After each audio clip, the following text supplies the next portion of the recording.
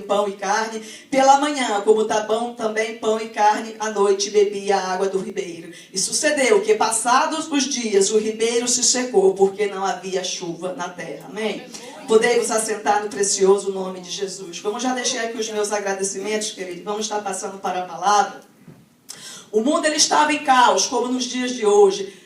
Tudo havia se corrompido, a moralidade, a espiritualidade, o mundo ali naquela época, qual Deus tinha levantado ali o seu rei, que na época era Acabe, para dirigir o seu povo para a sua presença, havia entrado em colapso naquela época, não diferenciando muito dos dias de hoje. Eu gostaria de passar para os irmãos aqui em poucas coisas, que o ministério de Elias, no capítulo 17 até o versículo 2 de 2 Reis, tipifica as fases da igreja na terra, do princípio até o arrebatamento. Isso quer dizer o quê? Eu e você que somos a igreja de Cristo. Nesta época aparece aqui no capítulo 17, sem ver, Deus envia um homem chamado Elias daqui, que diz que ele era lá dos moradores de Gileade ali. Hoje eu estudando, ninguém até hoje conhece muito bem ali Tisbé, aonde seria aqui este camarada chamado Elias. Por que isso? Elias aqui também nesse capítulo, ele não tem nenhuma genealogia. Muito estranho isso, porque Deus, quando ele levanta os seus profetas, tem sempre uma genealogia. Ele diz filho de Beltrano, neto de Beltrano, irmão de Cicrano. E Elias aqui, ele vem sem genealogia. Por quê, meus amados? Como eu acabo de falar para os irmãos, isso tipifica eu e você, a igreja de Cristo. Por que nós não temos genealogia? Porque a nossa genealogia era o pecado. E Deus não poderia escrever aqui da onde ficaria Tisbé, porque Tisbé veio eu e você também de um mundo a qual só nós conhecemos, e não pode ser escrito a história do nosso passado, do nosso pecado, porque o Senhor ali, ele já apagou segundo as suas misericórdias e jogou no mar do esquecimento. Levanta ali o profeta Elias, numa época de decadência muito grande, para profetizar para Israel, a qual não havia profeta, a qual não havia palavra de Deus. Com grande força, poder e glória, Deus usa esse camarada na terra. Nem bem Deus o tinha colocado na cidade, ele lança uma palavra profética, não foi nem uma oração, querido. O cara tinha tanta intimidade com o Senhor que ele não orou o Senhor para não chover. Ele deu-se a sua palavra e disse: segundo a minha palavra não haverá chuva na terra. E o Senhor escreveu embaixo e baixou o decreto: por 3 anos não haveria chuva na terra. O Espírito Santo trazendo isso à memória, meus amados. Parece muito bem eu e você na época da nossa recém-conversão. Nunca houve época de milagres maiores. Eu não sei na sua vida, mas na minha vida foi. Conversando com algumas pessoas, era a época que mais acontecia milagre. Nem bem nós jejuávamos meia hora, o milagre já estava ali. O que quer isso dizer, querido? Era o Senhor provando para nós que Ele era Deus nas nossas vidas. Isso aqui era o Senhor provando para esse camarada que era Deus na vida deles, na vida dele, para que ele não viesse a enfraquecer ou desistir na caminhada devido às circunstâncias que ele passaria lá na frente. Amém? Quem está me ouvindo? Ou melhor, estou eu me fazendo ser entendida, queridos? E coisa linda, queridos, Elias chega aqui no capítulo 17, Elias foi o cara.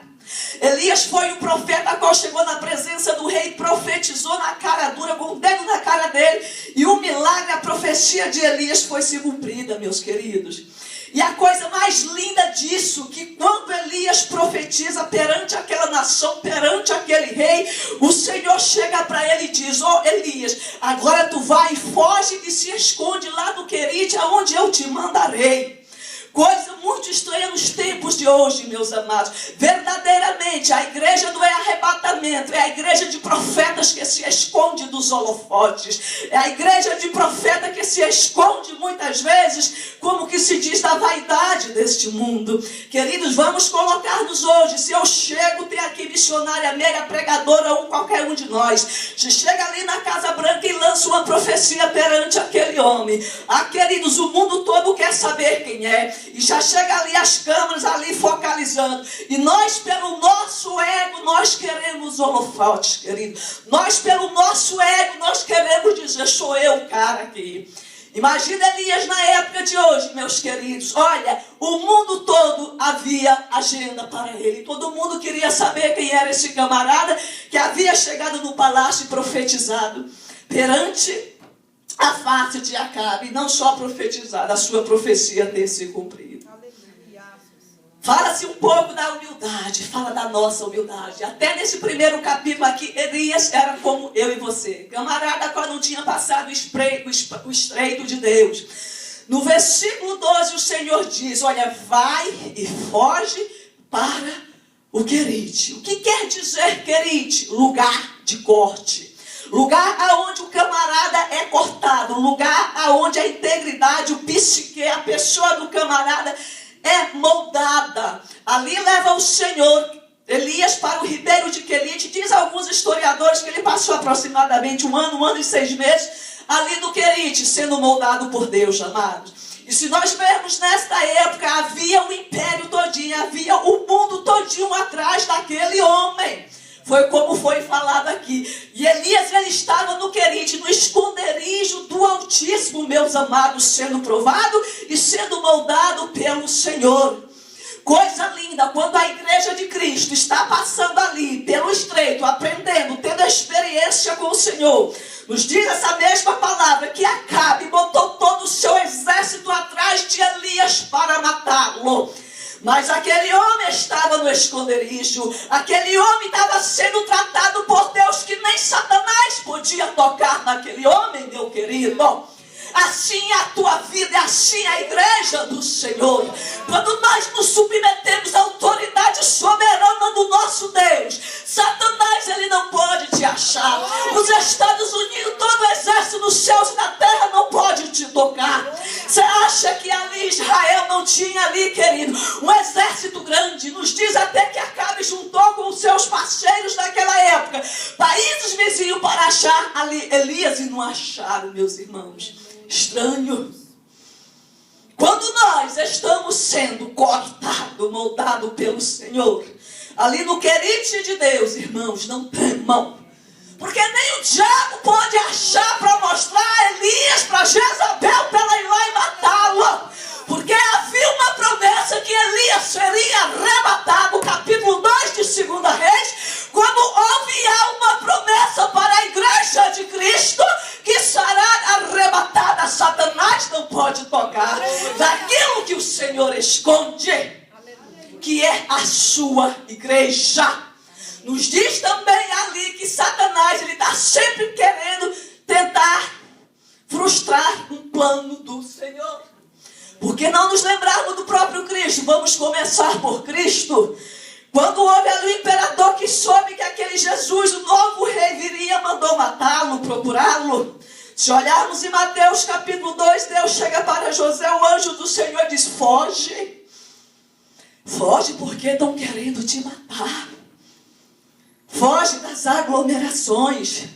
Foge, eu sei que veio um milagre na tua vida, eu sei que Ele é o rei, mas Jesus quer que você vá se esconder para tratar, para cortar, para moldar o nosso caráter, meus queridos. Aleluia. E ainda mais, nós estamos no Querite do Senhor, debaixo da mão do Senhor, totalmente na dependência de Deus, ali no Querite, vivendo a pão e água.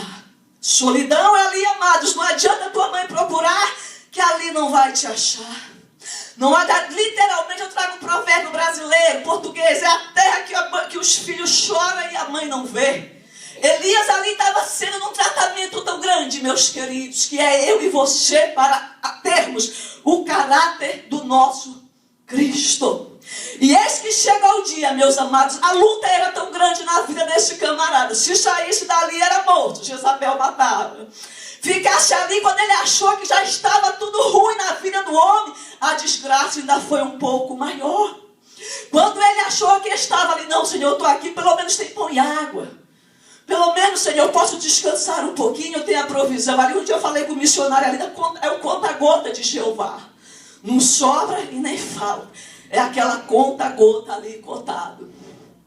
Ele, no Querite do Senhor, ele sendo moldado pelo Senhor. A Bíblia diz que Elias tinha sujeito às mesmas paixões carnais. Era mesmo sujeito à eloquência, queria um pouco a sua vaidade, porque não, o grande profeta, o grande missionário, o grande pregador Elias, não está profetizando em tudo quanto é canto e ganhando ali os seus cachês. No mundo de hoje, querido, o camarada nem bem sequer se converte, recebe um pequeno donzinho, uma faísca daquilo que o Senhor dá. A primeira coisa, como se vão? Quantos pregadores famosos que pregam lá no topo e de repente caem? Quantos nós vemos, querido? Porque a primeira faísca que Deus deu, eles vão para os holofotes. Eles não vão para o Ribeiro de Querite querer ser moldado por Deus. Porque no Ribeiro de Querite você não tem amigo. No Ribeiro de Querite é dependência do Senhor. No Ribeiro de Querite é a escassez. No Ribeiro de Querite é a solidão. No Ribeiro de Querite é como Cristo diz: as raposas têm seus covis e os pássaros têm seu ninho, mas o Filho do Homem não tem onde pousar a cabeça. E não é um dia, não é 2 dias e nem é 3 dias. Aquele camarada ali, dia após dia, vinha todo dia o corvo naquela hora. E quantas vezes nós falamos: ó Deus, que vida chata. É aquela mesmice, é aquela coisa, o Senhor não opera o milagre, estou aqui aguardando pela minha vitória. Quando Elias estava pensando que o negócio ia melhorar, o Senhor aparece para ele com uma palavra e diz: olha, Elias, servo meu, eis que te preparei ali em Sarepta, na terra de Sidom, não é nem no meio dos teus, uma viúva para te sustentar. E nós muitas vezes alegramos o nosso coração e pensamos que sairemos daqui e vamos para lá e é só vitória, meus amados. E quando não acontece, aquele camarada permaneceu. Quando ele viu a escassez piorar, quando ele pensou que o negócio ia melhorar, é assim na tua vida, porque também é na minha, meus irmãos. A época que o Senhor nos leva por cada situação, que quando nós pensamos que melhora, aí o Querite seca as águas. É a hora do Senhor nos tirar do comodismo. É a hora de nós já estarmos ali moldados pelo Senhor. E o Senhor dizer: crente, se levanta, a igreja se levanta. E nós ainda estamos um pouquinho: epa, peraí, deixa eu descansar mais um pouco. Tá bom do jeito que tá, não vamos procurar nada melhor. Do jeito que tá bom. Querido, aquele camarada é eu e você nos dias de hoje. O que é que o Senhor faz? Ele faz: ó Elias, como eu te conheço, eu vou dar ordem ao ribeiro que seque. Tu vai sair desse teu conforto e agora tu vai batalhar pelas tuas próprias mãos. Temos o nome de profeta, temos o nome de igreja vitoriosa. Vai lá nas terras de Sidom e Tiro, que é tipificando o inferno literalmente, porque todos nós sabemos que Tiro e Sidom é a capital de Satanás naquela época. Tanto que lá, Ezequiel capítulo 28 nos fala deste lugar. Por que que Deus não tirou Elias dali e levou para os seus? Não, querido, você já passou, você quer sobreviver, você quer sair do teu conforto e vai para a banda de Sarepta, lá em Tiro, entre Tiro e Sidom. E lá tem uma viúva que te ordenei para te sustentar. Creio eu que Elias, mais uma vez, ele se alegra. Eis aí a terceira ruína na vida do crente, na vida muitas vezes, que eu e você temos que passar.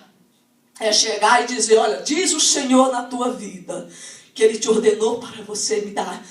Epa, não é comigo não, sai da minha casa. Vou eu te dar o que tenho? Vou eu morrer? Eu nem te conheço, rapaz. Eu sei que tu e teu Deus lá, né? Tu e teu Deus. Eu não conheço o teu Deus.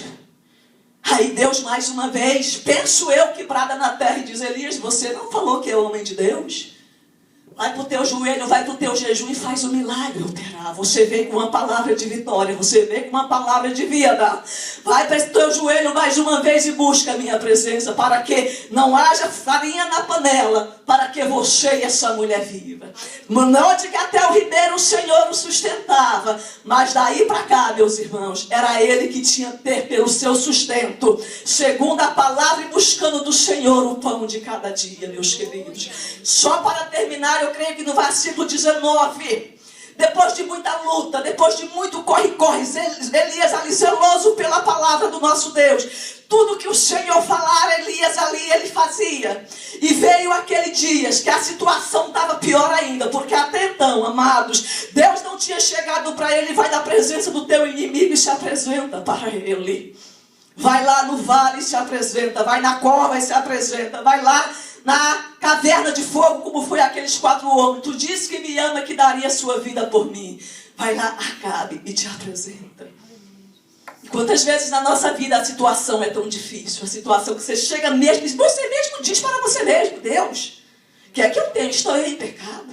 Sou dizimista, antes que o pastor manda eu já estou fazendo, antes que o Senhor ministre no meu, eu já estou jejuando, o joelho já está calejado de orar. Vem o cansaço, vem a época do desânimo. E eu quero te dizer que isso também não é pecado.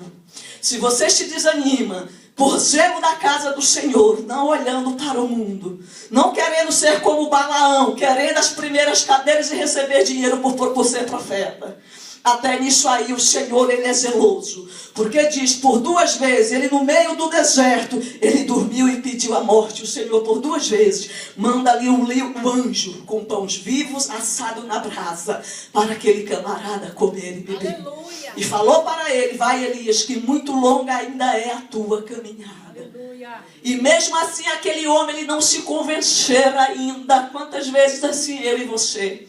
A batalha está tão grande que parece que pastor prega, vem profecia, você faz como a mãe de Isaac, você sorri e diz, não é possível. Como aquela esposa de Abraão sorriu, não crendo na profecia. Assim estava este homem. Só que aí houve uma diferença muito grande do final da sua história. Hoje nós vemos crentes cansados. Nós vemos crentes desanimados, não muitas vezes pela obra, mas por querer olhar o mundo, por querer estar no centro das atenções, no centro dos holofotes. Olha o presente século e abandona a presença do seu Deus. Esses literalmente amam o mundo e deixam a presença do nosso Deus.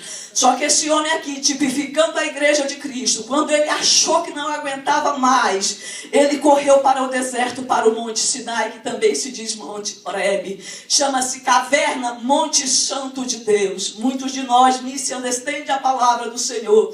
Por qualquer circunstância, nós paramos, acomodamos, deixamos Deus e nós viemos com uma esquiva diante do nosso Deus. Senhor, eu estou na caverna, mas não é essa caverna que Deus se fala. Essa caverna aqui, Monte de Deus, Monte Sinai, Monte Horebe, é aquele mesmo lugar de Êxodo capítulo 32 que estava lá Moisés, que falou, Deus, eu estou cansado de ver os teus milagres. Senhor, eu quero ver a tua glória na minha vida. O Senhor fala para ele, capítulo 32, 33, faz a Moisés, sobe ao monte e sobe na penha, fica entre a penha, e aí eu passarei por você, querido. Caverna na vida de um crente não é mundo, caverna na vida de um crente não é ficar em casa, caverna na vida de um crente é subir para o Monte Horebe, porque lá há a presença do Senhor, lá há milagres do Senhor, você vai ver Deus e você vai ouvir Deus. Moisés havia visto Deus naquele mesmo monte, naquele mesmo lugar, e esse homem foi para o mesmo lugar. Foi para o monte do Senhor, subiu a penha e lá ficou ainda cansado. Deus está cansado. A igreja também tipifica a caminhada da igreja primitiva até o dia de hoje. Há um momento de cansaço, há um momento de perseguição, há um momento que parece que vai, há um momento que parece que fica. É oscilação, porque nós somos carne, poderoso é só Deus.